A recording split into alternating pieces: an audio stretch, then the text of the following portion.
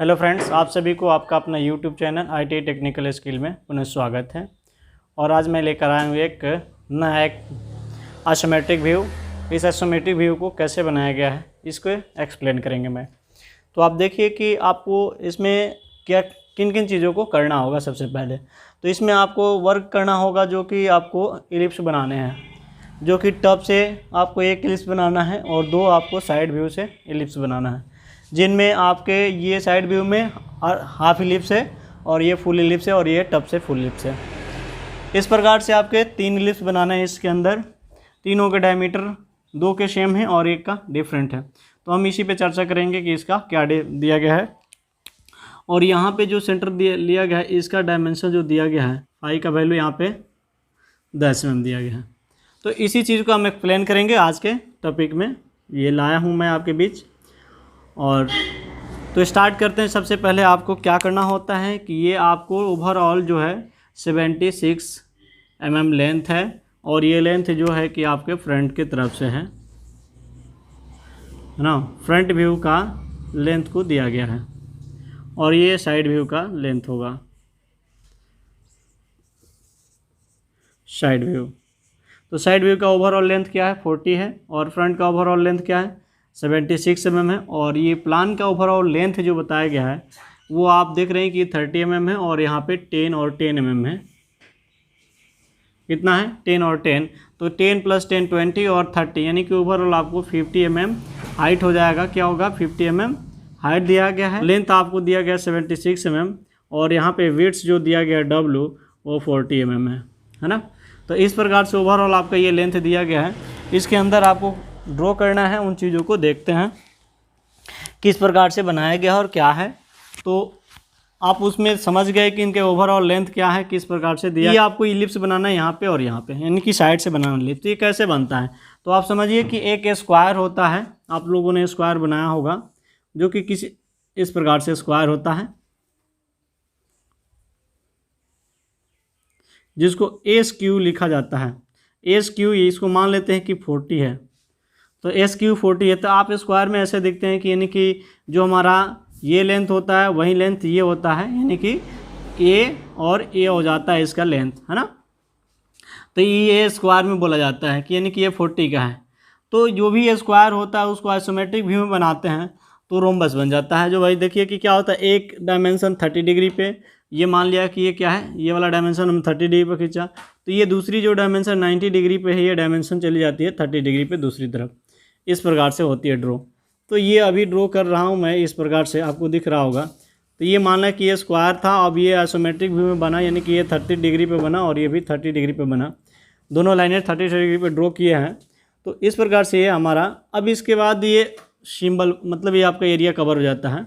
तो इसमें क्या किया जाता है कि सेंटर पॉइंट निकाला जाता है। तो इसका लेंथ जो भी रहता है, जैसे मान लीजिए 40 है तो 20 mm पर इसको क्या करते हैं, डिवाइडर से डिवाइड कर लेंगे 20 mm पे।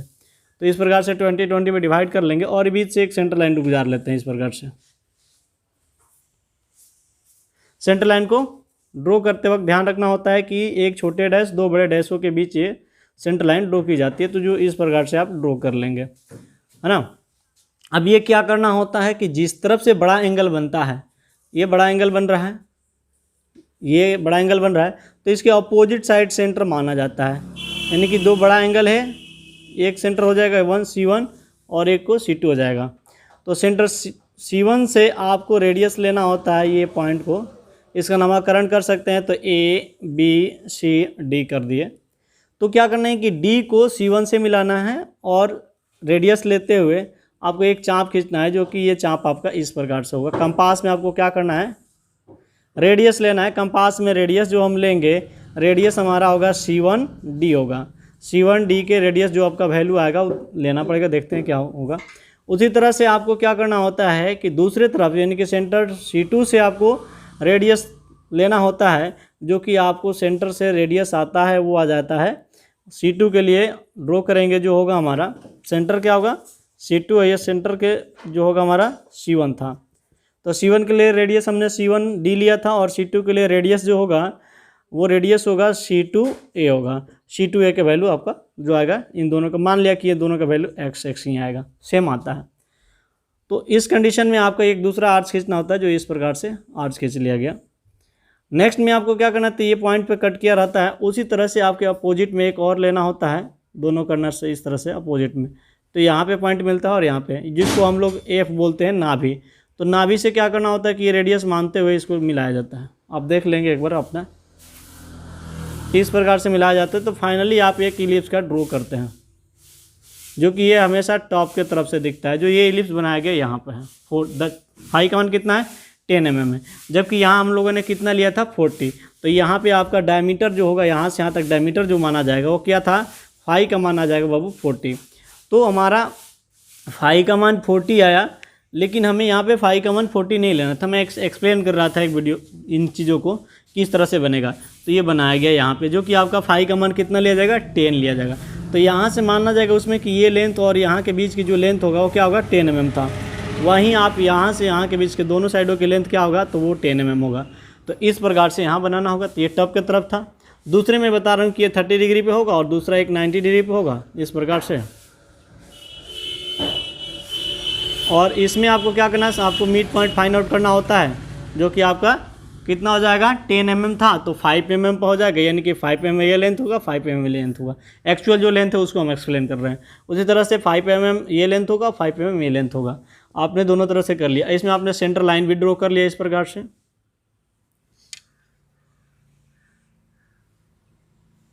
तो इस प्रकार से सेंटर लाइन ड्रॉ करेंगे तो आपका यहाँ पे सेंटर लाइन बन चुका रहेगा इस तरह से।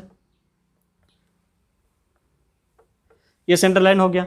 अब आपको ये साइड से बनाना है, ये साइड से या फ्रंट से बनाना हो तो इस तरह साइड के लिए ये मतलब अभी के पोजीशन के अकॉर्डिंग ऐसा लेना होगा। फ्रंट के बनाना होगा तो आपको इस साइड में लेना होगा। तो चलिए हम ये वाला इलिप्स को एक्सप्लेन कर रहे हैं कि कैसे बनाना होगा। तो उस कंडीशन में पॉइंट हमने कहा कि ये है, बी है और ये सी और ये पॉइंट डी है। तो पॉइंट डी है, इसको डिनोट करने के बाद आपका सेंटर पॉइंट ये आ जाता है और ये आ जाता है, यानी कि C1 C2 आ जाता है। एक बार C1 से रेडियस लेते हुए C1 B रेडियस लेते हुए एक चाप खींची जाएगी, जो कि चाप ये होगा, आर्च जिसको बोलते हैं। और एक बार रेडियस जो होगा हमारा इस प्रकार से C2 से A के तरफ मिलाया जाएगा, C2 से A के तरफ। तो C2 से A के तरफ मिलाया जाएगा, जो कि ये प्रकार फाइनली होगा इस प्रकार से। आपने देख लिया। अब यहाँ पे जो कटता है इस पॉइंट को हम लोगों ने नाम दिया था और इसको जानते हैं कि क्या है, F है। और F को क्या बोलते हैं, फोकस। तो फोकस से आपको एक ये आपको त्रिज्या लेते हुए, यानी फोकस पॉइंट से F से B तक या F से A तक के त्रिज्या लेकर कंपास में आपको ड्रॉ करना होता है।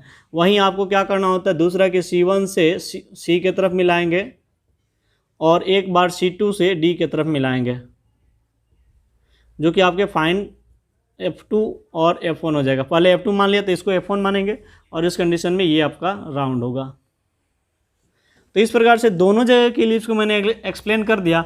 और यहाँ पे जो इलिप्स है ये इलिप्स हाफ है, तो उस कंडीशन में आप क्या करते हैं कि ये पॉइंट को हम मिड से मिला लेते हैं। इस प्रकार से ये लाइन ड्रॉ किया गया है, तो उस कंडीशन में ये वाला हमारा इलिप्स बनता है। जैसे कि आपको C1 पॉइंट निकालना होगा और यहाँ से C और A B को मिलाया जाएगा और नेक्स्ट में आपको ये हाफ जो होगा ना यहाँ से, तो ये F1 से आपको ये आर्च इतना खींचना होगा, जो कि फाइनली आपको ये दिखेगा। तो ये यहीं आपको है, कलर मैं चेंज करके दिखा देता हूँ कि क्या होगा इसके लिए। इसी पे एक्सप्लेन करते हैं कि आप दूसरे की तरफ आप करोगे तो ये आपका फाइनली इतना ही इलिप्स ड्रॉ होगा, है ना। तो इतना आपको इलिप्स यहाँ पे ड्रॉ करना होगा। तो आप ये बना सकते हैं, तो ये भी बना लेंगे और ये बना लेंगे यहाँ पे। तो ये चीज़ था, यहाँ तक के लिए एक्सप्लेन किया मैंने। जस्ट इसके आगे बढ़ते हैं, देखते हैं कि ये हमारा 30 डिग्री पे लाइन ड्रॉ किया गया है, जो कि 30 डिग्री पे आप क्या करते हैं, अपना सेट स्क्वायर लेते हैं और सेट स्क्वायर से 30 डिग्री पे लाइन को एक्सप्लेन कर लेते हैं। तो हमारे पास अभी अवेलेबल जो है मिनी ड्राफ्टिंग मशीन है। इस ड्राफ्टिंग मशीन से 30 डिग्री के एंगल को हम इस पर एडजस्टमेंट करते हैं और एडजस्टमेंट करने के बाद लाइन ड्रॉ करते हैं, जो कि इस प्रकार से 30 डिग्री का एंगल को एडजस्ट किए। और देखो ये एक लाइन जो है हमारा यहाँ से यहाँ तक मिल रहा है। तो इसको फाइनली अब मिलाएंगे। क्या करते हैं, फाइनली इस लाइन को ड्रॉ करते हैं बाबू। तो देखो कि ये क्या किया गया, पहले से ड्रॉ किया गया और वर्तमान समय में भी इसको फाइनली हम ड्रॉ कर दिए, आपको दिख रहा है। उसी तरह से 30 डिग्री पे ये कितना लेना था, 76 mm। और नेक्स्ट में आपको क्या करना था, एंगल को चेंज करते हुए 30 डिग्री पे ही ये आपको लाइन ड्रॉ करना था। अब ये लाइन ड्रॉ करना था वो कितना था, तो यहाँ पे आपको बताया गया है, इस फिगर में बताया गया है कि आपको कितना लेना है 5 mm और इस किनारे पर कितना है 5 mm। बीच में हमें जो इलिप्स बनाना है उसका फाई कितना है, फाई डायमेंशन कितना दिया गया था 30, जो कि हमने 10 mm पे एक्सप्लेन यहाँ किया था, तो लेकिन उसके डायमेंशन क्या करना होगा 30 mm लेना होगा। तो यहाँ पे आप देख लेना इस प्रकार से होगा, ये आर्च बनाया जाएगा। नेक्स्ट में आपको क्या करना होता है, इन दोनों सभी पॉइंटों से 90 डिग्री पे आपको ये 90 डिग्री पे क्या करना होता है कि लाइनें खींचनी होती है। और ये इसका लेंथ कितना दिया गया 22 mm लेंथ दिया गया है। तो इसका 22 mm लेंथ लेंगे। लेंथ लेने के बाद दोनों कॉर्नर पॉइंट से आपको 22 mm हाइट पे ड्रॉ करना होगा, जो कि 22 mm ये हो गया लेंथ, 22 mm का लेंथ ये हो गया। नेक्स्ट में यहाँ पे आएंगे इस किनारे पे, तो ये 30 mm का लेंथ दिया गया है, तो ये 30 mm इस प्रकार से ड्रॉ कर लेंगे। नेक्स्ट आपको आगे बढ़ते हुए क्या करना होता है कि यहाँ से यहाँ तक की जो लेंथ दिया गया यहाँ पर 40 है, तो अपना सेट स्क्वायर चेंज करके, यानी कि 30 डिग्री पर आप सेट स्क्वायर लगाएंगे, एडजस्ट करेंगे और एडजस्ट करके आप 30 डिग्री पर ये लाइन ड्रॉ कर लेंगे। कितना की होगी लेंथ, इसका 40 लेंथ होगा। नेक्स्ट में आपको क्या करना होता है, इसके जस्ट बाद आपको करना होगा कि 30 डिग्री पे आपको एंगल को बनाते हुए ये लेंथ आपका 40 का होगा, है ना, ये क्या होगा 40 का लेंथ होगा। और वहीं आपका इस किनारे से भी लेंथ जो होगा 40 की ड्रॉ की जाएगी। लेकिन 40 का लेंथ यहाँ पूरा कंप्लीट नहीं दिख पाएगा क्योंकि हाइड हो चुका है। और वहीं आपका यहाँ पे 40 mm का लेंथ है, वो 40 mm का लेंथ ये भी था और ये भी था, तो 40 mm नहीं दिखेगा, हाइड हुआ था। और वहीं 40 mm का लेंथ यहाँ भी होगा जो कि हाइड हुआ रहेगा, ड्रॉ हो गया। और बाकी क्या है कि ये स्क्वायर में क्या है, ये 40 के स्क्वायर में और ये ऊपर वाला जो है 30 के स्क्वायर में। अब ये क्या करना होता है कि 5 mm ये आपको इस लाइन पे यहाँ से और 5 mm इस किनारे से लिया जाता है। अब थोड़ा सा देख लेंगे, डार्क कर रहे हैं हम इनको 5-5 mm पे। तो क्या करते हैं कि डिवाइडर से अपने 5 mm माप लेते हैं स्केल से और लेकर यहाँ 5 mm निशान करते हैं। वहीं आपके 30 डिग्री पर जो लाइन है इस पर भी 5 mm की निशान करते हैं और इस किनारे से भी 5 mm पे। ये निशान करने के बाद आपको ये फाइनली जो होता है कि 5 mm किनारे की मार्किंग के इस पे स्केल को मिलाते हैं 30 डिग्री के एंगल पे। और मिलाने के बाद ये क्या करते हैं, इस पॉइंट से 5 mm अंदर को जाते हैं और 5 mm अंदर के जाने के बाद यहाँ पे 30 mm की ड्रॉ करते हैं लाइन। और दूसरे से एंगल में आप क्या करते हैं कि 30 डिग्री का एंगल एडजस्ट करते हुए आपको 30 mm की लाइनें ड्रॉ करनी होती है। क्या होती है, 30 mm की लाइनें ड्रॉ करनी होती है इस प्रकार से। फाइनली आपने देखा दोनों ड्रॉ किया मैंने। अब इसके बाद 90 डिग्री पे 3 लाइनें ड्रॉ करनी है ना। 90 डिग्री पे क्या करनी होती है, 3 लाइनें। इसकी हाइट कितनी रखना है तो 20 mm हाइट कितना लेना है, 20 mm हाइट लेते हुए 3 लाइनें ड्रॉ करेंगे। और ऊपर में इसके फिर एक parallel according to base line, तो इस तरह से हमने इसको ड्रॉ कर लिया लाइनों को। नेक्स्ट में आपको ये कर्नर वाली लाइन को भी ड्रॉ करना होगा, तो इस प्रकार से ड्रॉ किया। अगले में हम अपना एडजस्टमेंट करेंगे सेट स्क्वायर को, यानी कि मिनी ड्राफ्टिंग मशीन को एडजस्टमेंट करेंगे और नेक्स्ट में लाइनें ड्रॉ करेंगे ये फाइनली। तो ये हमने फाइनली ड्रॉ कर लिया। इसके बाद क्या होता है कि आपका ये अपना 22 mm पर हाइट जो लिया गया था उसके ऊपर आपको 30 डिग्री पर ये लाइन ड्रॉ करना होता है। तो अब इसके तरफ से चलेंगे, यहाँ पे हम 30 डिग्री पे लाइनें ड्रॉ करेंगे जो कि हमारा दिया गया है ये 30 डिग्री। नेक्स्ट में करते हैं कि यहाँ से यहाँ के जो लाइन है वो इंक्लाइन मिलाना होता है, फ्री एंड मिलाना होता है, क्योंकि ये सेट स्क्वायर से नहीं मिलता है। तो उस कंडीशन में आपको क्या करना होता है कि 22 mm हाइट पे और उधर से 40 mm जो डिस्टेंस लिया गया उस पर दोनों को एडजस्टमेंट करते हैं। यानी कि इस प्रकार से देखा जाए, यहाँ से हमने 40 mm लेंथ लिया था और ये आपका 20 mm लेंथ लिया था, इन दोनों को आपको मिलाना होता है, इस प्रकार से एडजस्ट करना होता है। एडजस्ट करके स्केल को और उसको ड्रॉ कर लेना होता है। तो ड्रॉ लाइन को हमने क्या किया, ड्रॉ कर दिया। और अगले पॉइंट को भी इसी तरह से एडजस्ट करना होता है, तो अगले पॉइंट को भी एडजस्ट कर लिया। नेक्स्ट में आपको बताया गया है कि ये आपको पॉइंट बनाया गया है जिसका लेंथ आपको 20 और विड्थ क्या है 10 mm है। तो इसके लिए आपको इसका सेंटर पॉइंट निकालना होता है। जबकि ये 40 mm है तो इसका 20 mm पे सेंटर पॉइंट निकाला जाएगा। ये 20 mm पे सेंटर पॉइंट निकाल लिया गया। इस 20 mm पे क्या करना होता है कि आपको यहाँ लेंथ दिया गया है जो कि क्या है, किनारे से कितना है, इंड साइड से कितना है 6 mm पे है। तो ये आप यहाँ पे सेंटर लाइन जो ड्रॉ करेंगे इस प्रकार से, ये भी इसी लाइन के पैरेलल होगा, यानी कि इस लाइन के पैरेलल होगा। तो ये क्या करते हैं, यहाँ से आपके जो पॉइंट है इस पॉइंट से आपको क्या करता है 6 mm अंदर जाना होता है। और 6 mm यानी कि जाने के बाद ये क्या करते हैं कि हम यहाँ पे अपना सेट स्क्वायर को देखते हुए सेंटर से, अभी यहाँ क्या करते हैं इसका 10 mm दिया गया, तो 10 mm क्या करते हैं इस पॉइंट से 5 mm और इस पॉइंट से 5 mm पर निशान करते हैं दोनों तरफ अपने डिवाइडर की मदद से। और इस स्केल की मदद लेते हैं, यानी सेट स्क्वायर की मदद लेते हैं। और सेट स्क्वायर से क्या करते हैं 6 mm पे ये लाइनें ड्रॉ करते हैं अंदर में। जिसकी लेंथ हो जाती है हमारे पास 20 mm। 20 mm पे दोनों लाइनें ड्रॉ करते हैं और ड्रॉ करने के बाद क्या किया जाता है कि जो हमारा 10 mm रहता है उसको ड्रॉ कर लिया जाता है। तो चलिए हमने अभी 20 mm को ड्रॉ कर रहे हैं, 20 पे दोनों लाइनों हमने ड्रॉ कर लिया। नेक्स्ट में आपको क्या करना होता है कि ये आपको 30 डिग्री पे सेट स्क्वायर का फिर चेंज करेंगे और 30 डिग्री पे ये चेंज करके आपको ये लाइन जो होती है मिला लेते हैं।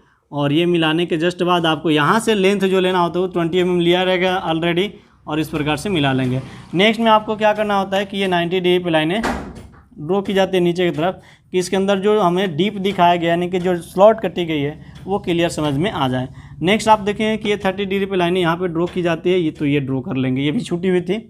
और उसके बाद आपको बताया गया कि यहाँ पे एलिप्स बनाना है, किस प्रकार से अर्ध एलिप्स बनाना है वो मैंने एक्सप्लेन कर दिया, वहाँ से आपको एक्सप्लेन कर लेना होगा। तो ये चीज़ आपका इस प्रकार से बना रहेगा। समझ में आ गई बात है। और ये भी मैंने एक्सप्लेन कर दिया क्या करना होता है कि इससे सेंटर पॉइंट निकालना होता है, सेंटर पॉइंट निकाल कर और मैंने टब से बताया था उसको कर लीजिएगा और इस साइड से बताया था मैंने उसको कर लीजिएगा। तो ये इस तरह से आपका ये कंप्लीट हो जाता है। तो इस प्रकार से आप दोनों इलिप्स बना लेंगे। यहाँ पे जो अर्ध इलिप्स है उसको भी ड्रॉ कर लेंगे। नेक्स्ट में आपको बताया जाए कि इसका डायमेंशन किस प्रकार से करना है, तो उन डायमेंशनों को आप देख लेंगे क्या करना होता है, किस प्रकार से करना होता है। ये सभी आपके एक्सटेंशन लाइन आपको 2 mm की दूरी से ड्रॉ की जाती है, आउटलाइन से 2 mm की दूरी पर ड्रॉ की जाती है। तो इस प्रकार से आप क्या करेंगे कि अपना एक्सटेंशन लाइन ड्रॉ कर लेंगे। एक्सटेंशन लाइन ड्रॉ करने के जस्ट बाद आपको क्या करना होता है, डायमेंशन लाइन ड्रॉ करना होता है। तो अपना एक्सटेंशन लाइन इस प्रकार से सभी जगहों पर ड्रॉ कर लेंगे। फाइनली ये ड्रॉ कर लेंगे, जहाँ भी आपको नहीं ड्रॉ किया गया होगा आप ड्रॉ कर लेंगे। अभी सभी जगह पे ड्रॉ किया गया है, फिर भी आपको नेक्स्ट बार आपको बता रहे हैं इसलिए आपको एक्सप्लेन करना पड़ेगा। तो आप भी इस तरह से अपना ड्रॉ करेंगे। मैं यहाँ पे ड्रॉ कर रखा है कि आपको कम से कम समय में बातों को समझाकर आगे बढ़ें कि आप उन्हें समझ पाएँ और बना पाएँ। तो इसलिए यहाँ पे आपको सभी चीज़ ऑलरेडी किया गया है, फिर भी मैं उन चीज़ों को एक्सप्लेन कर रहा हूँ। आप देखते रहें मेरे को कैसे मैं कर रहा हूँ। तो ये आपको सभी चीज़ दिखाए गए हैं, डायमेंशन किस प्रकार से करना है, उन चीज़ों को भी देखते रहें और अपना आगे बनाते रहें। तो ये सब चीज़ आपने देखा कि मैंने एक्सटेंशन लाइन ड्रॉ किया है, सेंटर लाइन ड्रॉ किया है, ये सब चीज़ों को आगे बताया गया। अब देखो भाई डायमेंशन लाइन ये है, तो डायमेंशन लाइन क्या होता है कि आपको आउटलाइन से 8 से यानी आपको 6 से 12 mm के बीच की दूरी को ड्रॉ करना होता है, जो कि इस प्रकार से ड्रॉ किया गया है। आपने देखा कि 2 डायमेंशन है, पैरेलल डायमेंशन किया गया है। तो ये आपका पैरेलल डायमेंशनिंग था, इसमें आपका डायमेंशन लिखा भी गया है। और ये साइड के तरफ से है, तो ये अपने साइड के तरफ से डायमेंशन को देख लेंगे। ये आपके पहला जो 2 डायमेंशन है कि 35 का मान दिया गया, इसका जो 530 है और इसका पूरा ओवर लेंथ कितना है 40 mm दिया गया, कितना 40 mm। तो अब देख लेंगे यहाँ से इन चीज़ों के बाद आपको ये एरो हेड बनाया गया, इसका रेशियो होता है 3:1 यानी कि लेंथ आपका जो होता है 3 और विड्थ होता है 1 mm होता है। तो इस प्रकार से ये कंप्लीट लग हो गया आपका लगभग जो भी डायमेंशन है। मैं डायमेंशन को कंप्लीट कर रहा हूँ, आप भी अपने इस तरह से डायमेंशन लाइन को कंप्लीट करेंगे। जहाँ भी होगा आपका डायमेंशन लाइन इस तरह से कंप्लीट करना होगा।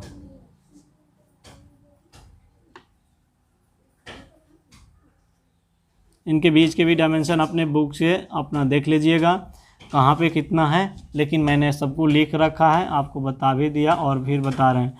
ये आपको जो भी दिया गया कितना है 50-50 mm दिया गया है, यानी कि 15-15 mm दिया गया है। ओवरऑल ये 30 mm है, स्क्वायर में है, SQ है जो ने मैंने यहाँ पे बता दिया। SQ कितने में होता है, यहाँ पे 30 है और ये मैंने इसका एग्जाम्पल में 40 mm दिया था। और ये आपका जो है ये आपका 30 mm यहाँ पे हाइट है और उधर में क्या है 20 mm है। तो इस प्रकार से हो गया। ये एक्सटेंशन लाइन मैंने कंप्लीट कर दिया। यहाँ पे सभी आपने देख लिया, ये सब चीज़ कंप्लीट है। तो ये आपका ये फ्रंट है, ये साइड है। तो इस प्रकार से ये आपका आइसोमेट्रिक व्यू कंप्लीट हुआ। मैंने आज के टॉपिक में आपको सिर्फ और सिर्फ मैंने बताया था कि आइसोमेट्रिक व्यू कैसे बनाया जाता है, यानी कि इसका आइसोमेट्रिक किस प्रकार से बनाएंगे। अब अगले इसके वीडियो में हम आपको देंगे कि ये वीडियो रहेगा पहले भी, और इसका ऑर्थोग्राफिक प्रोजेक्शन भी बताएंगे। तो ऑर्थोग्राफिक आपका जो प्रोजेक्शन होगा वो 3rd एंगल होगा। इसके बाद आपको मैं 1st एंगल दूंगा। और पिछले वाले वीडियो में मैंने जो बताया था वो 3rd एंगल था और उसका फिर मैं 1st एंगल बताएंगे। इसके वीडियो कंप्लीट करने के बाद उसका 3rd एंगल से फर्स्ट एंगल को बताएंगे, तो आप उसको भी देख लीजिएगा और यहाँ भी देख लीजिएगा। तो इस वीडियो को आप देखें, समझें, आपको जो भी डाउट हो रहा है उसको आप अपने कमेंट बॉक्स में दिए, कमेंट है तो उसमें आप अपना कमेंट करते रहें। जो भी आपको समझ में नहीं आता है, जो भी आपके प्रश्न हैं, उनको आप इसके कमेंट बॉक्स में कमेंट करें इस वीडियो के। और डिस्क्रिप्शन बॉक्स में आपको सभी के जो पूर्व की वीडियो हैं उनके लिंक दिए गए हैं, आप वहाँ से सभी वीडियो को एक एक करके देख सकते हैं। तो थैंक यू।